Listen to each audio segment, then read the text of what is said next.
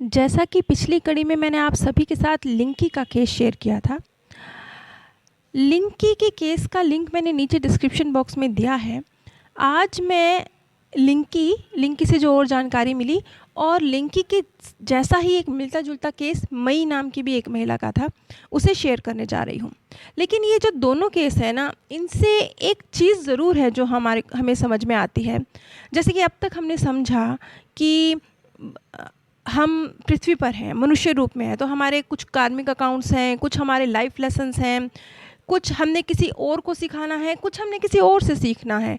बहुत सारे कारण हैं, हमारी कुछ मार्गदर्शक आत्माएँ हैं जो हमें गाइड कर रही है, यानी कुछ वजहों से हम इस धरती पर मनुष्य रूप में हैं।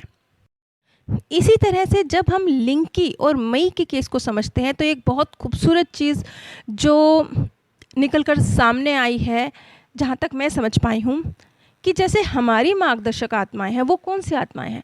हमारे स्पिरिचुअल गाइड वो हैं जो कभी इस धरती पर थे। उन्होंने बहुत तरक्की करी, अपने लाइफ लेसन जो आज आप सीख रहे हैं, उसमें वो पारंगत हो गए और इसलिए वो आज हमारे मार्गदर्शक का रोल प्ले कर रहे हैं। ठीक इसी तरह से पेड़-पौधे या जीव-जंतु, इनके भी मार्गदर्शक हैं, इनके भी संरक्षक हैं। लेकिन जैसे हमारी आत्मा को मार्गदर्शक नाम दिया गया, हमें मार्ग दिखाने वाली, क्यों? क्योंकि स्वतंत्र कर्म हमारे हिस्से में आते हैं ना, तो हमें तो वो बस वो रास्ता दिखाएँगे, चलना है, नहीं चलना है, ये हमारा डिसीज़न है। लेकिन जब पेड़-पौधे की बात की गई या कुछ हद तक जानवरों की बात की गई, तो यहाँ उन्होंने अपने आप को संरक्षक आत्माएँ नाम दिया, मार्गदर्शक नहीं कहा उन्होंने कहा संरक्षक। देखिए, इन दोनों शब्दों में ही फ़र्क है। मार्गदर्शक तो लफ्ज़ ही ये बताता है कि भैया ज़िम्मेवारी आपकी है, लेकिन संरक्षक लफ्ज़ ये बताता है कि आपकी ज़िम्मेवारी आपकी तो है, लेकिन कुछ प्रतिशत किसी और ने भी उड़ी हुई है।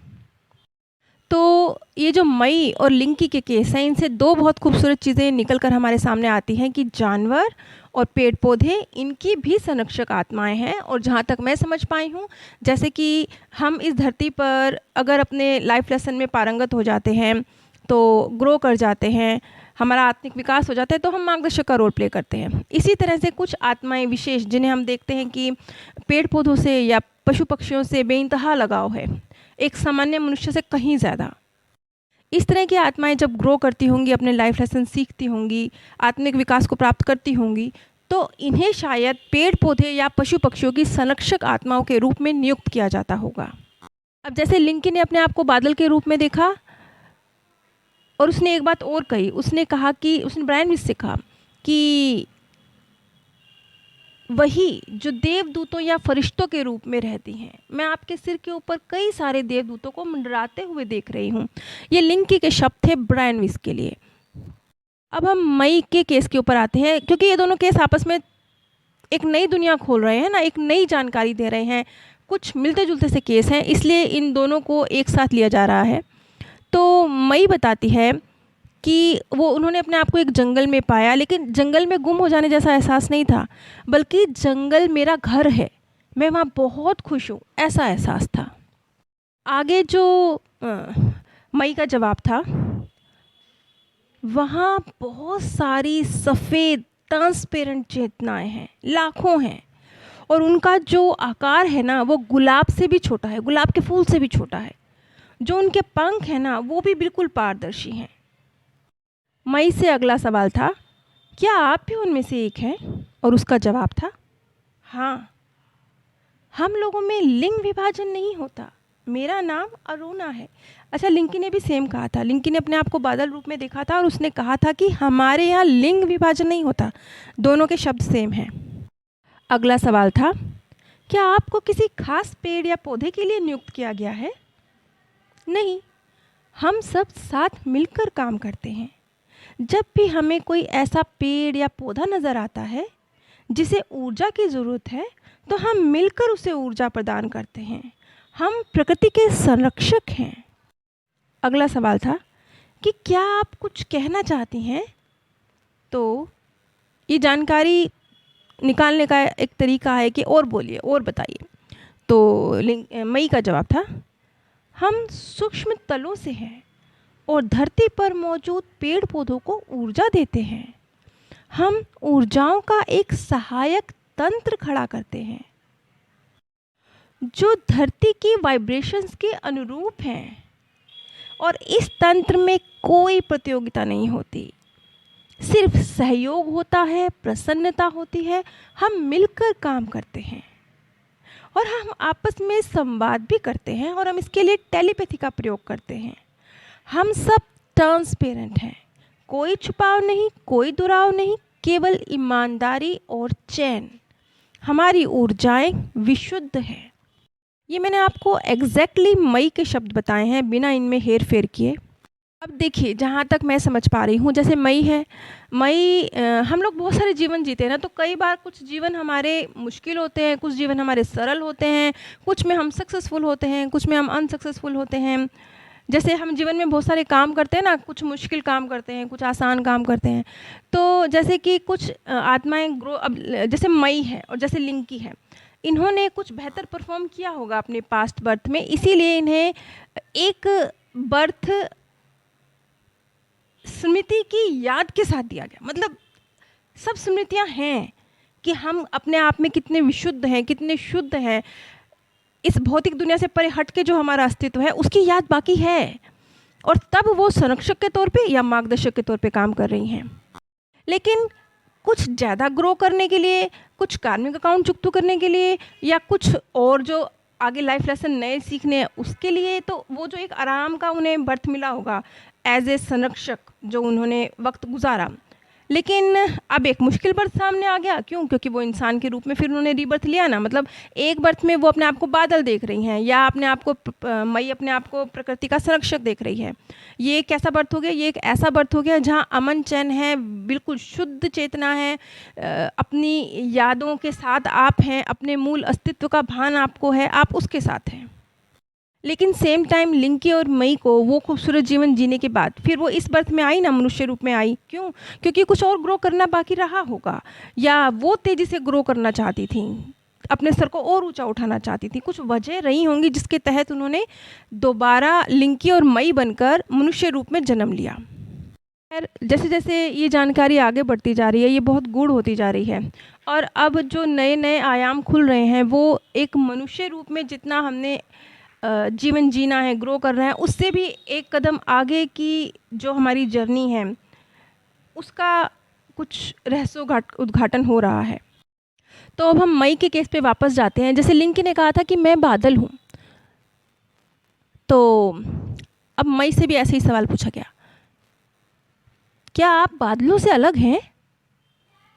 क्योंकि काम तो उसने भी कुछ कुछ बादलों जैसे ही करा ना, कि हम ऊर्जा देते हैं पेड़ पौधों को। ऐसा ही लिंकी ने भी कहा था कि हम ऊर्जा देते हैं पेड़ पौधों को। तो सवाल तो बिल्कुल नेचुरल बनता था कि क्या आप बादल हैं?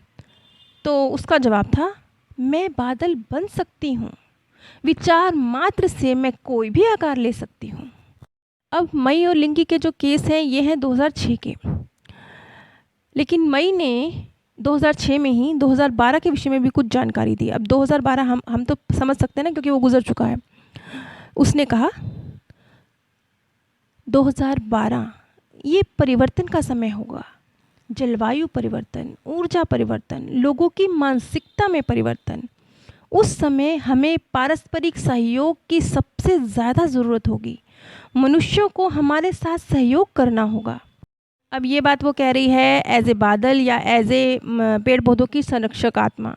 आगे उसने ये भी बताया कि अब हमें करना क्या है। उसने कहा कि मतलब 2012 में जो ये परिवर्तन आएगा तो फिर अब मनुष्यों को क्या करना है।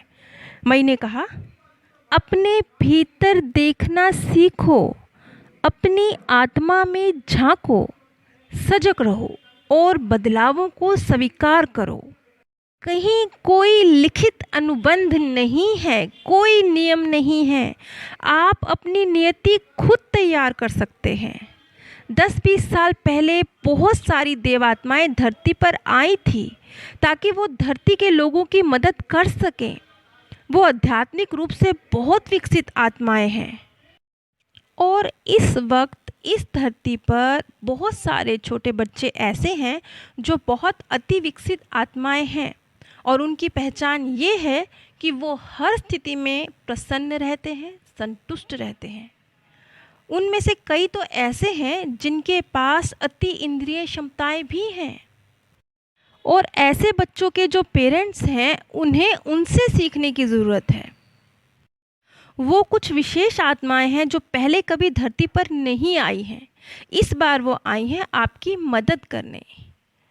चाहे उनके जो पेरेंट्स हैं वो ये जो दुनिया है जिसमें ये गला काट प्रतियोगिता चल रही है उसी दुनिया में जी रहे हैं, पर ये बच्चे खुद को किसी भी ऐसी प्रतिस्पर्धा में इंक्लूड नहीं करते हैं।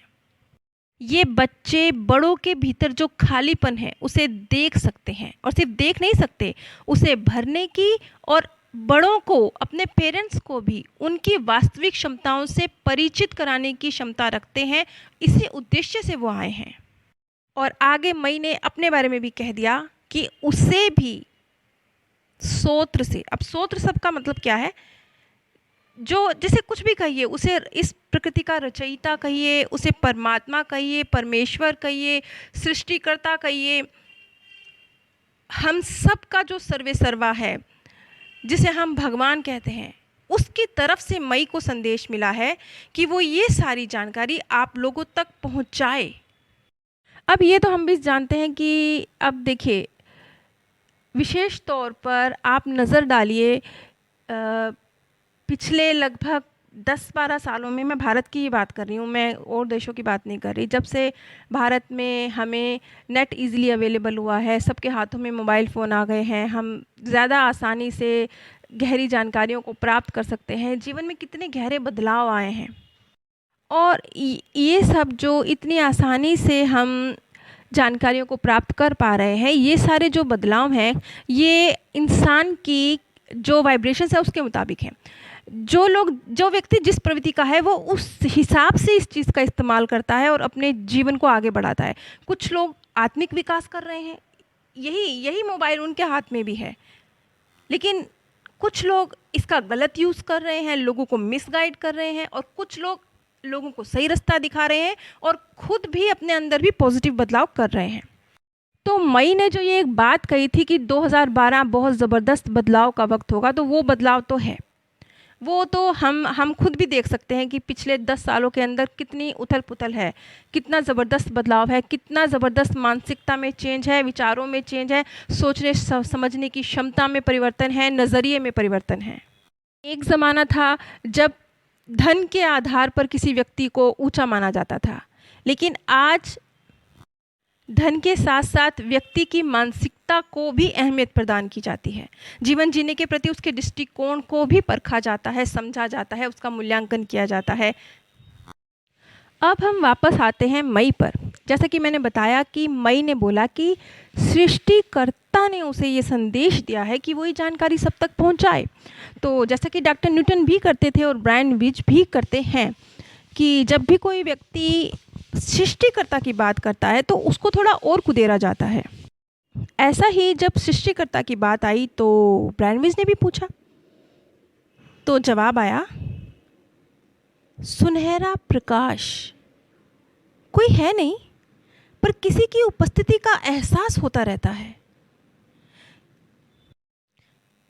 कुछ भी दिखाई नहीं पड़ता, लेकिन वो बहुत विशाल है और बहुत छोटा भी है। उसे किसी भौतिक शरीर की ज़रूरत नहीं है। ये वो है जहाँ से सारे ब्रह्मांड निकले हैं। आप जान सकते हैं कि ये है, पर बता नहीं सकते कि ये क्या है, कैसा है। बस ये बिल्कुल विशुद्ध चेतना है। अगर मैं सामान्य लोगों की भाषा में कुछ कहने की, समझाने की कोशिश करूं, तो ये अंतरिक्ष का बहुत बहुत बहुत विस्तारित प्रकाश है, लेकिन इसका कोई आयाम नहीं है। देखिए, वही वाली बात है कि चाहे डॉक्टर न्यूटन की, मैंने इसके ऊपर डिटेल में बहुत सारी वीडियोस बनाई हैं जिन लोगों ने परमात्मा को फील किया है। जैसे कि वो जो न्यायालय जैसा स्थान है जहाँ पर मृत्यु के बाद आत्माएं जाती हैं, वहाँ पर भी कुछ ऐसी उपस्थिति देखी गई जब आत्माओं का निर्माण होता है। अब मुझे ये शब्द प्रयोग करना पड़ता है, ये मत कहिएगा कि आत्मा कभी जन्म नहीं लेती, कभी मरती नहीं, क्योंकि बात को एक्सप्लेन करने के लिए मुझे ये बात कहनी पड़ती है कि जब आत्मा ने बिल्कुल उसका पहला बर्थ हुआ, उसका बस पहले वो वजूद में आई। मुझे ये बात एक्सप्लेन करने के लिए ऐसे ही बोलनी पड़ेगी। तो उसके ऊपर भी मैंने डिटेल में वीडियोस बनाई हैं कि जब आत्मा वजूद में आई तब जो उसने बयां किया, उसने भी ऐसे ही कुछ बयां किया था, सुनहरा प्रकाश। और आत्मा ने खुद को भी ऐसे ही बयां किया था कि मैं भी एक सुनहरा प्रकाश। और अब जो मई बता रही है वो भी ऐसे ही बता रही है। अब देखिए इतने सारे अलग अलग लोगों के एक जैसे एक्सपीरियंस, सुनहरा प्रकाश, सबके मुंह से निकलने वाला एक लफ्ज़। और जैसे हम कहते हैं ना परमात्मा के अंश, एग्जैक्टली वैसे ही। अब आगे जो एक बहुत महत्वपूर्ण संदेश था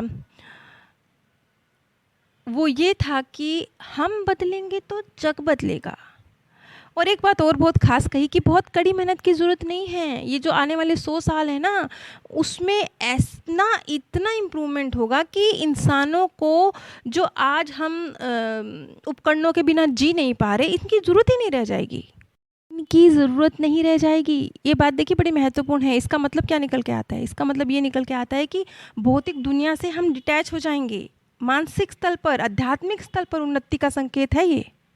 देखिए कुछ लोग ऐसे होंगे जैसे पेड़ की छाया होती है ना, वो सिर्फ देने वाले हैं, छाया देने वाले हैं। लोग आते हैं, उनकी छाया में विश्राम करते हैं और अपनी राह पर चले जाते हैं।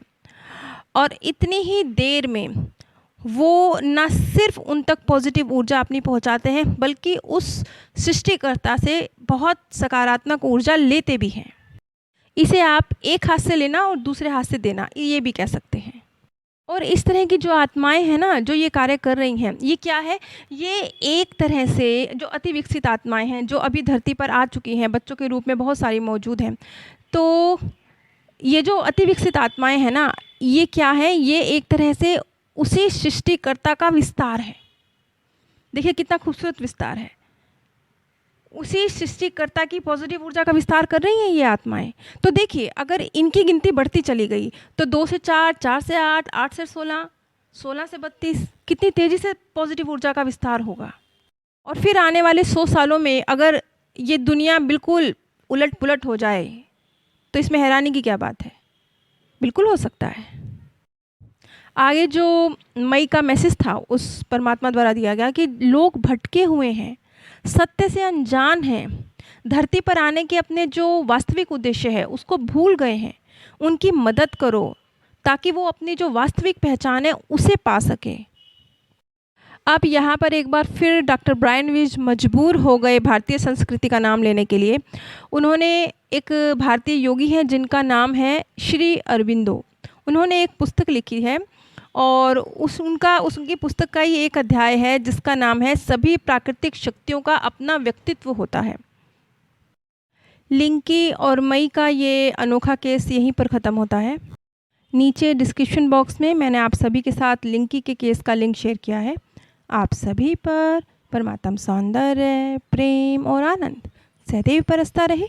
आप सभी दिव्य परम धाम में स्थान प्राप्त करें। जय